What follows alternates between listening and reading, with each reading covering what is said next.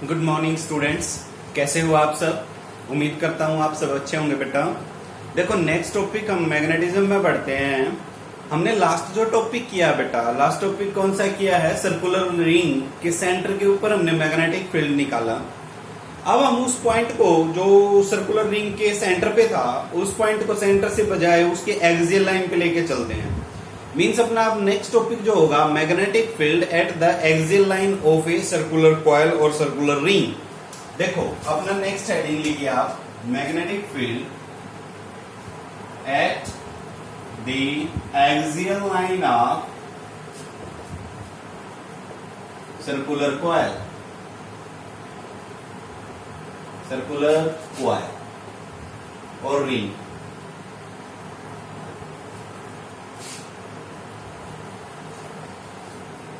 कोई circular ring है हमारे पास, सर्कुलर कॉइल है, उसके एक्सियल लाइन पे देखो भाई मैग्नेटिक फील्ड कैसे निकालेंगे। बिल्कुल पहले वाले ही यूज करने बेटा, बायट-सावर्त लॉ का नेक्स्ट एप्लीकेशन हो जाएगा ये। और मैं एक बार फिगर आपके लिए बना देता हूं। मान लो ये अपने पास है कोई रिंग, देखो कहोगे सर ये रिंग नहीं है, ये तो हमारा इलिप्टिकल शेप है, आप सर्कुलर नहीं कह सकते इसको। देखो बेटा ये जो सर्कल है ये थोड़ा सा हम साइड से देख रहे हैं, साइड से व्यू कर रहे हैं, क्योंकि आगे अगर मैं पूरा सर्कल बना दूं इसकी एक्सियल लाइन तो फिर हमारी ये लॉन्ग होगी ना। नहीं, ये सर रिंग कुछ ऐसे रखी है, ये रिंग है और इसका एक्सियल लाइन इस तरफ जा रहा है, इसके लॉन्ग मानेंगे तो साइड से व्यू करेंगे तो कुछ ऐसा ही दिखेगा रिंग, ठीक है। अच्छा इसका जो सेंटर वो है ये ए, रेडियस हम ले लेते हैं भाई, सेंटर वो मान लेते, रेडियस ले लेते a, and let's say this is point P at which we wants to find out the magnetic field. P point वो है जहां पे हम मैग्नेटिक फील्ड निकालना चाह रहे हैं हम, and the distance of P from O is R. चलो इसको मैं x मान लेता हूं, x मान लेते हैं x। यहां पे एक मैं छोटा सा एलिमेंट ले लेता हूं बेटा, छोटा सा एलिमेंट ऑफ द सर्कल, ये इतना ए बी, और ठीक इसके अपोजिट एक और एलिमेंट ले लेते हैं ए डैश बी डैश, उतनी लेंथ का a dash B dash, dl length इसकी है, डीएल लेंथ इसकी, करंट इसमें फ्लो कर रहा है आई। अब इस पी पॉइंट के ऊपर हमें मैग्नेटिक फील्ड पे जाना है कि कितनी मैग्नेटिक फील्ड ये अप्लाई करेगा। तो अभी तक हमने क्या क्या लिया वो मैं लिख देता हूं। Let a circular coil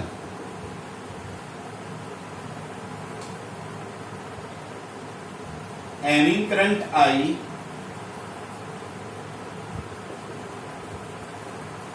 and radius small a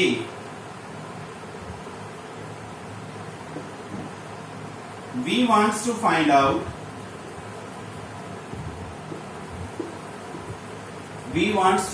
out the magnetic field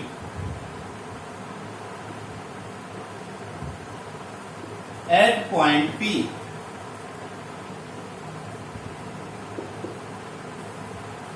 which is x distance apart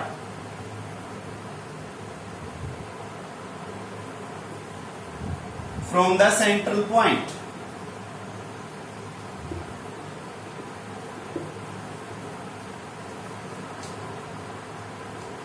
ठीक है बेटा, सेंट्रल पॉइंट से कितनी डिस्टेंस पे है, x डिस्टेंस पे है।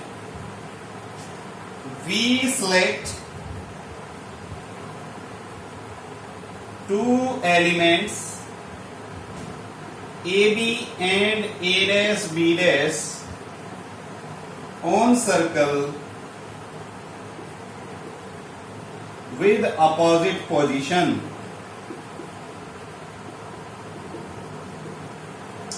ये दो पॉइंट्स, दो मैंने एलिमेंट्स लिए थे आपके सामने, इन दो एलिमेंट्स को हमने कुछ ऐसे माना कि ये दोनों अपोजिट है बेटा एक दूसरे के। यहाँ पे भी मान सकते हो, यहाँ पे मान लिए दो जिनकी लेंथ कितनी है dl, जिनकी लेंथ कितनी है dl।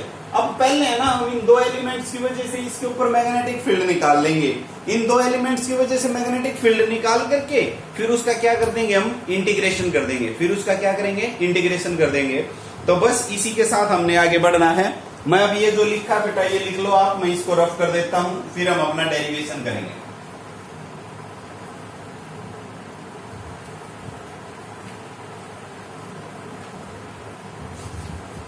देखो मैं फिगर को भी कंप्लीट करने की तरफ बढ़ता हूं।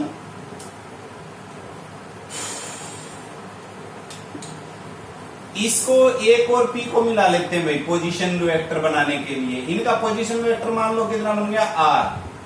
पर एक बात ध्यान रखना, एक बात ध्यान रखो, आर है जो वो किसके बराबर हो सकता है भाई, मैथमेटिकली चले, वेरी गुड। कई बच्चों ने बता दिया है ए स्क्वायर प्लस एक्स स्क्वायर का रूट। आर इसी के तो बराबर होगा ए स्क्वायर प्लस एक्स स्क्वायर का रूट। ये होगी इसकी पोजीशन वेक्टर। इसको भी मिला लो, ये भी आपका क्या है, आर ही हो जाएगा, सेम आ जाएगा ना, क्योंकि ये भी ए ही है ना। तो ए स्क्वायर प्लस एक्स स्क्वायर का रूट बन जाएगा आर। चलो आर की वैल्यू तो अपने दिमाग में रहेगी, बाद तक हम यूज करते रहेंगे। अब बात कर लेते हैं मैग्नेटिक फील्ड की। अब देखो बेटा राइट एंड अगर थंब रूल लगाएं, राइट एंड थंब रूल लगाएं तो इसकी वजह से मैग्नेटिक फील्ड किस तरफ हो गया, इस पॉइंट पे। क्योंकि ये अब रिंग ऐसे रखी है ना, ऐसे रखी है, तो जब हम इसको ये ऐसे रखिए रिंग, सुनो ध्यान से, रिंग ऐसे रखिए मेरे सामने। मैं फिर से बता रहा हूं बेटा, बार बार समझो, अपनी 3 डायमेंशनल बनाओ अपने दिमाग में। रिंग मेरे सामने ऐसे रखी है और उसमें करंट फ्लो कर रहा है ऐसे, तो मैं एक एलिमेंट ऐसे लेऊंगा, उसका जेड और डीएल आया, करंट इस तरफ जा रहा है, करंट इस तरफ जा रहा है, तो मैग्नेटिक फील्ड मेरी तरफ मैग्नेटिक फील्ड सेंटर की तरफ गई, सेंटर की तरफ गई, तो इसका मतलब इस तरफ डायरेक्टेड हो गया। आर किस तरफ है, आर आपका इस तरफ डायरेक्टेड है।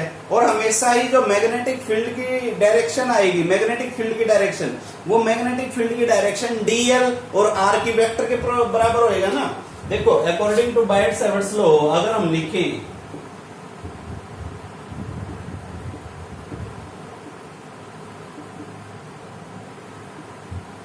क्या था formula, dB is equal to mu not by 4 pi I dl cross r, कुछ ये था ना।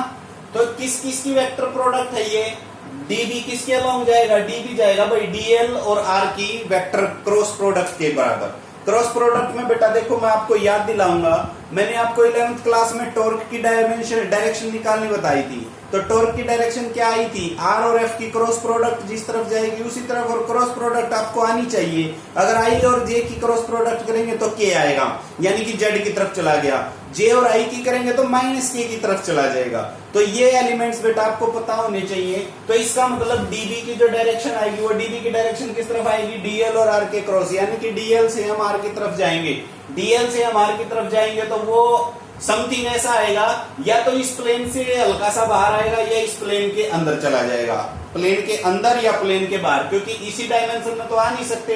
ये दो एक्सिस तो प्लेन ऑफ द बोर्ड पे है ना, प्लेन ऑफ बोर्ड पे है, तो इसका मतलब तीसरी इनकी क्रॉस प्रोडक्ट वो आउट ऑफ प्लेन जाएगी। आउट ऑफ प्लेन या तो इनवर्ड होगी या फिर आउटवर्ड। टॉर्क वाला सिम्टम आप इसके ऊपर केस लगा सकते हैं। तो इसका मतलब इसमें मान लेता हूं मैं मैग्नेटिक फील्ड इसके लिए तो गई अंदर की तरफ इस तरफ, और इसके लिए आ गई बाहर की तरफ, और ये इनके मैं परपेंडिकुलर ड्रॉ कर लेता हूं एक एक लाइन। और ध्यान रहे अगर ये थीटा है और ये भी थीटा है तो ये थीटा होगा और ये थीटा होगा। इलेक्ट्रिक फील्ड वाले केस में कंपेयर कर लो बेटा, इलेक्ट्रिक फील्ड वाले केस में यहां एंगल मैंने सेम लिया था।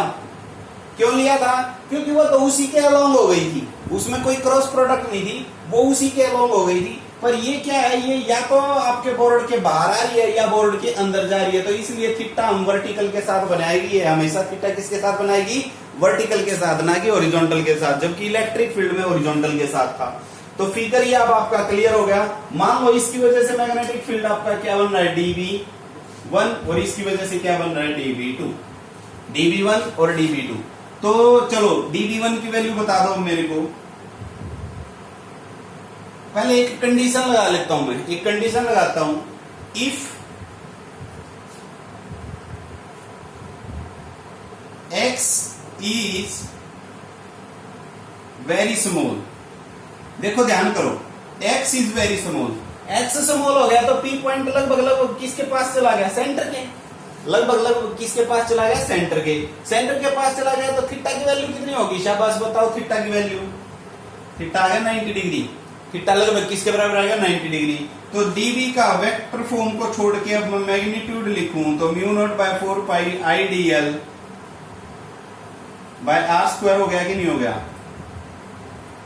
dv is equal to mu not by 4 pi I D L by R square. Sine theta जो वो साइन थीटा कहां गया? साइन 90। साइन 90 क्या बन गया? 1। ठीक है, इसको बना लो भैया फर्स्ट इक्वेशन। ये बन गई हमारी फर्स्ट इक्वेशन। अब हमें dv1 और dv2 की वैल्यूज लिखनी है भाई। We can write the value of magnetic field due to small elements। देखो भाई, स्मॉल एलिमेंट AB की वजह से मैं AB की वजह से dv2 को निकालोगे तो dv2 क्या बन गया? Mu not by 4 pi IDL by R square. और dv1 क्या बन जाएगा? dv1 भी सेम बन जाएगा म्यू नॉट बाय 4 पाई, क्योंकि लेंथ है जो वो उनकी सेम ही ले रखी है ना, dl और डिस्टेंस r तो सेम ही है। तो इसका मतलब देखो ये दो मैग्नेटिक फील्ड बने दोनों एलिमेंट्स की वजह से और दोनों मैग्नेटिक फील्ड क्या है? सेम। तो इसका मतलब अपने पास एक रिजल्ट आ गया। करते रहो बेटा अब इसको नोट। अब सिंपली हम चल रहे हैं डेरिवेशन। तो हमारे पास एक रिजल्ट क्या आया? रिजल्ट आ गया dv1 बराबर हो गया भाई dv2 के। dv1 बराबर हो जाता है dv2 के। आप देख भी रहे होगे मैथमेटिकली दोनों सेम है। सेम है, एक की डायरेक्शन इस तरफ एक की इस तरफ। तो चलो अब इनके दो रेक्टेंगुलर कंपोनेंट कर लेता हूं मैं। रेक्टेंगुलर कंपोनेंट देखो कैसे, dv1 का इधर वाला कौन सा पार्शन चला गया? dv1 थीटा को लगता पार्ट कोस थीटा, और इधर dv1 साइन थीटा। इस तरफ इसके दो कंपोनेंट करोगे तो इधर कौन सा चला गया? dv2 cos थीटा, और इस तरफ ये कौन सा चला गया? dv2 sin theta. जिसने इलेक्ट्रिक फील्ड कर रखा है, electric field due to circular coil, due to circular ring के उसके ऊपर, तो ये भाई वो उसके लिए इजी चला जाएगा, बिल्कुल सिंपल है।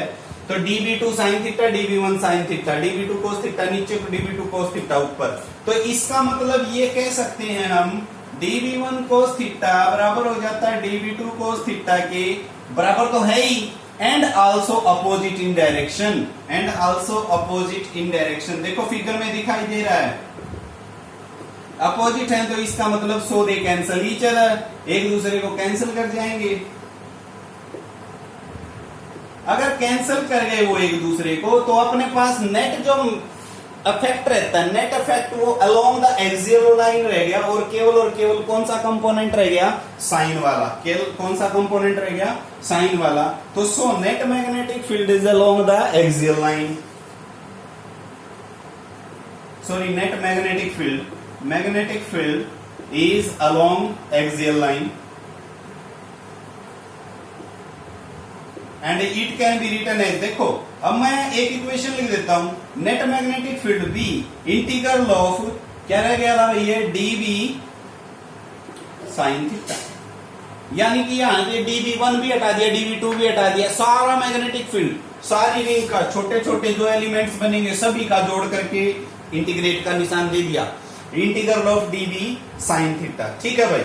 अब चलो जे dv1 कह लो या dv1 कह लो या dv2 कह लो, इनकी वैल्यूज तो क्या रहेंगी? सेम। तो इसका मतलब इन दोनों वैल्यूज में से एक वैल्यू dv की जगह पे रख दो, sin थीटा की वैल्यू आप इस ट्रायंगल से निकाल के रख दो, इस ट्रायंगल से निकाल के रख दो भाई, sin थीटा की वैल्यू रखो, क्या बनेगी इक्वेशन देखो।